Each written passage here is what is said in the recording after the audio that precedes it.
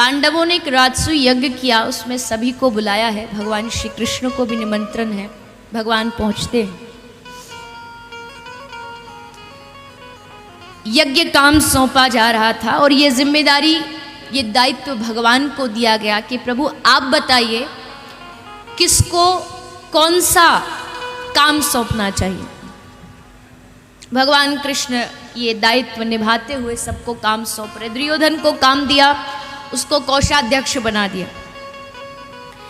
देवी द्रौपदी को रसोई घर का काम सौंप दिया।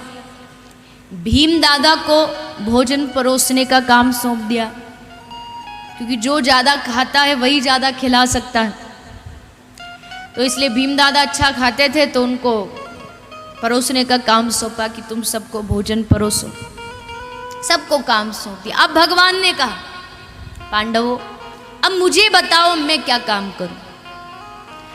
पांडव बोले, अरे प्रभु क्या बात करते हो, आप यह कार्य करने थोड़ी आए, आप तो हम पर बस अपनी कृपा बना के रखिए, बैठे बैठे बस आदेश दीजिए।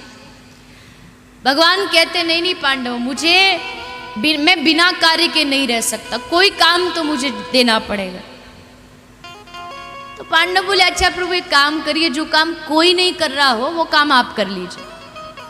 पांडवों को लगा कि सारा काम तो बच चुका, अब ये क्या करेंगे, कोई काम बचा ही नहीं है। तो बोले, प्रभु जो कोई नहीं कर रहा, जो बच गया वो आप कर लो। और कह के पांडव चले गए।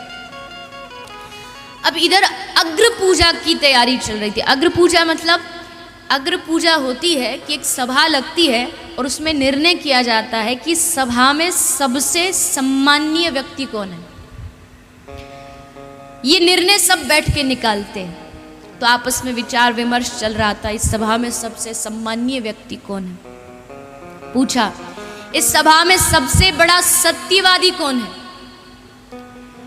युधिष्ठिर खड़े हुए और कहा, श्री कृष्ण। इस सभा में सबसे बड़ा धनुर्धर कौन है। अर्जुन खड़ा हुआ और कहा, कृष्ण। इस सभा में सबसे बड़ा गदाधारी कौन है। भीम खड़े हुए और उन्होंने कहा, कृष्ण। इस सभा में सबसे बड़ा ब्रह्मचारी कौन है। पितामह भीष्म खड़े हुए और कहा, कृष्ण। उसी सभा में शिशुपाल भी बैठा था, खड़ा हुआ आसन से और बोला, इस सभा में सबसे बड़ा चोर कौन है। कृष्ण। अब तक माखन चुराया ठीक, हमारी बहू चुरा के भाग गया, बेचारा वैसे ही धोखा खाया बैठा था। भगवान को गालियां देना आरंभ किया।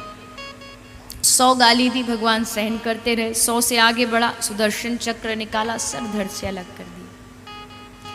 लेकिन जब अग्र पूजा में पूजा का समय आया तो सबने कहा कि भैया कृष्ण कृष्ण कृष्ण बोल तो रहे हो, पर कृष्ण है कहाँ, जरा देखो तो, यहाँ तो कहीं दिखाई नहीं दे रहे, ढूंढो ढूंढो। सब ढूंढने निकल गए भगवान कृष्ण कहाँ है। और बाहर जाकर के देखा तो भगवान श्री कृष्ण अपनी पटरानियों के साथ, पटरानी हाथ में झाड़ू लेके झाड़ू लगा रही हैं, और भगवान कृष्ण अपना पीताम्बर कमर में बांध करके, जितने लोग, जितने ब्राह्मण साधु संत वहाँ भोजन करके उठ करके चले गए, उन सब की झूठी पत्तलें उठा उठा के श्री ठाकुर जी पीछे डाल रहे।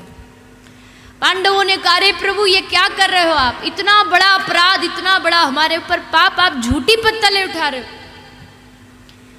भगवान ने कहा, तुम ही बोले थे कि जो काम कोई नहीं कर रहा हो तुम कर लो। तो झूठी पत्तलें उठाने में सबको संकोच आ रहा था, तो मैंने सोचा क्यों ना ये काम मैं कर लूं, इसलिए मैं झूठी पत्तलें उठाने लगी। सिर्फ यही फर्क है संसारियों में और भगवान में। संसारी एक बार बड़ा बन जाए तो वो छोटा नहीं बन सकता। अरे और छोड़ो, एक गली का आदमी मेंबर भी बन जाता है ना, तो बस उसके भी सींग निकल आते हैं, अरे जानता नहीं हम कौन है। लेकिन वो ठाकुर अपने भक्तों के लिए कभी विराट बन जाता है, कभी लघु बन जाता है, और हर रूप में भक्तों की मदद करता है।